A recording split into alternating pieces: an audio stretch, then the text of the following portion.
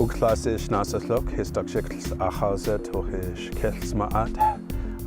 English name is John Rampanen, and I'm the community builder for the Health Promoting Schools project at HPS School.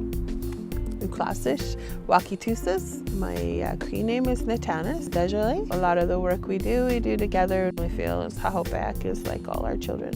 We immediately got involved with some activities that we were working on with elders, and so I spent a considerable amount of time sitting with our elders and knowledge keepers. The children took to this type of knowledge very quickly. It fascinated them to hear about the whaling ancestry of our people. Really quickly started to appreciate our ancestors were amazing, and we have that within us. It opened up these opportunities and these alternative ideas of what they could be as a healthy adult. And then they had an opportunity to take on those roles in a reenactment in the gym.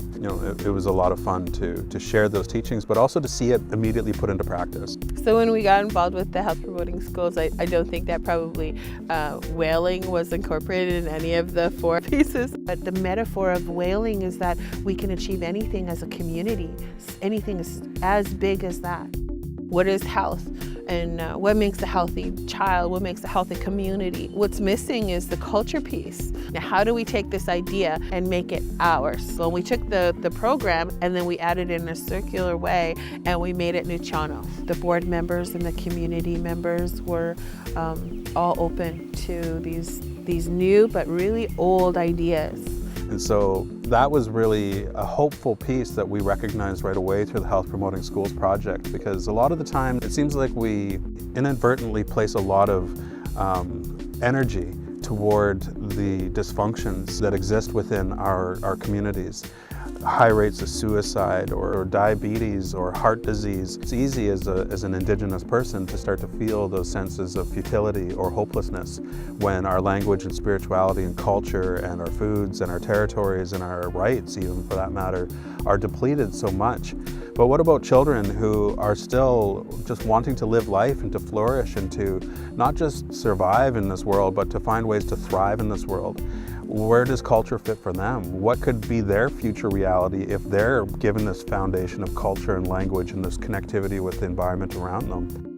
We were disconnected from generation to generation, especially through the residential school system. Those generations that were sort of slipping away from one another were pulling back, and when we started to witness that happening, then we started to feel much more strengthened ourselves and more hopeful. Revitalizing and re-strengthening that traditional way of life is something that is empowering for young people to want to live, to want to strive further, to want to do more and to contribute more, not only for themselves, but for their family and for their community also. It's really just implanting these seeds that are going to continue to grow, and we can't even imagine what it is because we've never experienced that in our education system ever.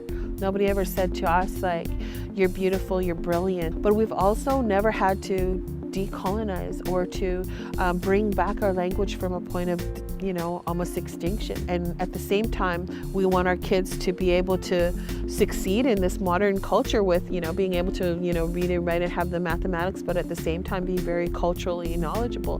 We've never had to balance that before. There's a tremendous power that emerges, it seems, when we're at this point of urgency with our language and our culture and our land and our waters, and it's part of our philosophical way of life, Hishokish, Tsawak, everything is one and interconnected. And when those things are threatened on such a large scale, we've never been through this before. We don't have a guide that helps us through this process that says, here's how you save your language, here's how we save our culture, here's what we need to do to protect our land.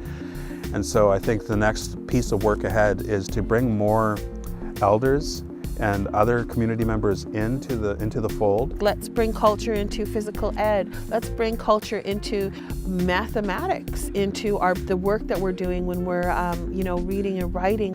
When we invest in our children, we're investing in a future that's healthy and strong. We start to move our way from dysfunction and unhealthiness that comes with and is rooted within colonialism. Instead, we start to find our own approaches. We're starting to identify our own ways and our own solutions to health that come from who we are. In their future, they'll just be living it. It won't be about promoting health, and it won't be about decolonizing. It'll be about living life.